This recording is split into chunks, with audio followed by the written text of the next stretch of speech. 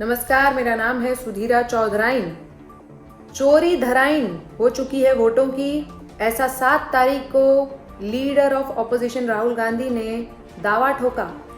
7 अगस्त को उन्होंने ये कहा कि वोटों की चोरी धराई जा चुकी है, कई सारे वोट चोरी हो रहे हैं। तो आज इस डी कोड के एपिसोड में ब्रो कोड पीकर हम आपके आगे कैसे वोट चोरी के फायदे ढूंढे जाएं ये बताएंगे। सबसे पहली चोरी कही गई है कि एक ही आदमी कई जगहों से वोट करता हुआ पकड़ा गया है। ऐसे लोगों में सबसे ज़्यादा जिसका नाम उछाला जा रहा था वो है आदित्य श्रीवास्तव। आप में से कई लोग शायद उन्हें जानते होंगे। वो एक बहुचर्चित कलाकार हैं जो CID जैसे बड़े बड़े शो कर चुके हैं। अब अगर वो मल्टीपल वोटिंग करते हैं तो ये गलतीपल वोटिंग कैसे हो गई? एक एक्टर को ट्रैवल करना पड़ता है, यात्राएं करनी पड़ती हैं। अगर मान लीजिए वो यूपी के हैं और हिमाचल में उस समय शूटिंग कर रहे हैं तो लोगों को इतनी हूटिंग नहीं करनी चाहिए यदि वो अपने राष्ट्र प्रेमी होने का परिचय दें और हिमाचल में भी वोट डालना चाहें। हमारा तो ये सुझाव है कि जितने एक्टर हैं या फिर जितने ऐसे लोग हैं जिन्हें काम के सिलसिले में हर राज्य में ट्रैवल करना पड़ता है, जगह जगह यात्रा करनी पड़ती है, वो भी इस तरह की मल्टीपल वोटिंग को बढ़ावा दें। कर्नाटक में चल रहे इस नाटक में वोट चोरी का अगला आरोप यह है कि लोगों के नाम कुछ अजीब तरह के हैं। जैसे एक वोटर का नाम उदाहरण के तौर पर है IFSDFHUG। बड़ा प्यारा नाम है, लास्ट में HUG है, हग। यानी कि इस सिस्टम को और इस तकनीक को हमें गले लगाने की ज़रूरत है। किसी के पिता का नाम अगर इस तरह का है तो ये बहुत अच्छी बात है, क्योंकि हमारा समाज पहले ही जूझ रहा है वर्ण भेद, लिंग भेद, जाति भेद, कई तरह के भेदों से। इस तरह के नाम से ना तो धर्म का पता चलता है, ना जात का पता चलता है, ना जेंडर का पता चलता है, ना ये पता चलता है कि ये इंसान है या रोबोट है। दरअसल ये वाईफाई पासवर्ड जैसा दिखने वाला नाम जब हमने पता लगाया तो किसी की वाइफ का भी था।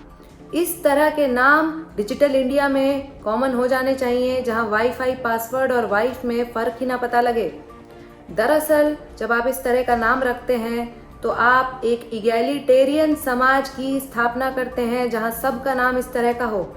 जब इलॉन मस्क अपने बेटे का नाम XYZ 1 2 3 4 रख सकते हैं तो हम भी अब अपना नाम इसी तरह का रखने का सोच रहे हैं, क्योंकि सुधीरा से पता चलता है वो किसी औरत का नाम है, सुधीर से पता चलता है वो किसी मर्द का नाम है।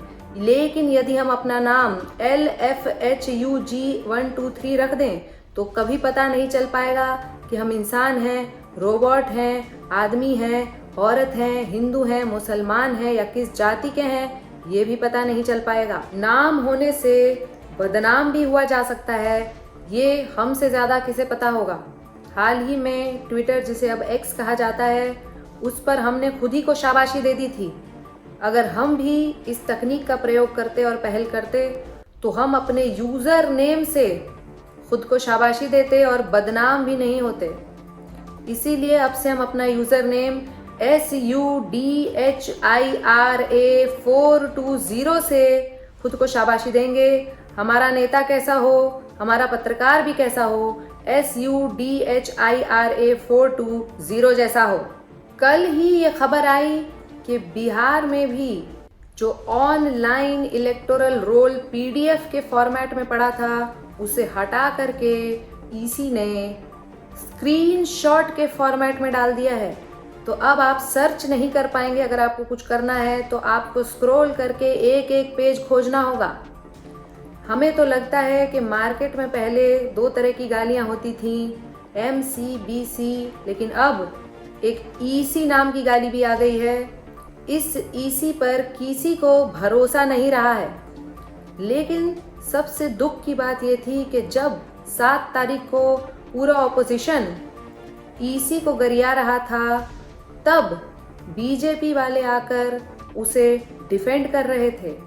उसे तो आपका बायस मालूम होता है, आप एक साइड पे। आप सबको पता है कि कमल कीचड़ में खिलता है और केचुआ भी उसी तरह कीचड़ में खेलता है।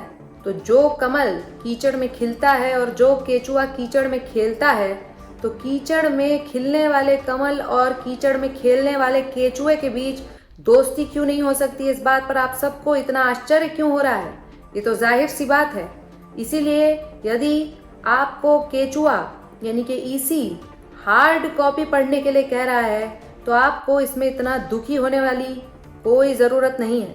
इलेक्शन कमीशन ये भी कह रहा है कि पूरी चुनाव प्रणाली, पूरी चुनाव प्रक्रिया यानी कि इलेक्शन प्रोसेस की जितनी भी फुटेज होगी सीसीटीवी की, वो 45 दिन तक ही आप प्रयोग कर सकते हैं, देख सकते हैं, एक्सेस कर सकते हैं, उपयोग में ला सकते हैं।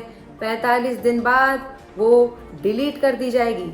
जब आरटीआई में पूछा गया तो उन्होंने कहा वो नहीं बता सकते हैं। हमें लगता है उनकी हार्ड डिस्क में स्पेस कम हो गया है। सिम कार्ड का डेटा बैटरी में चला जाता है। और यही ईसी अब कह रहा है कि आपको हार्ड कॉपी देखनी होगी।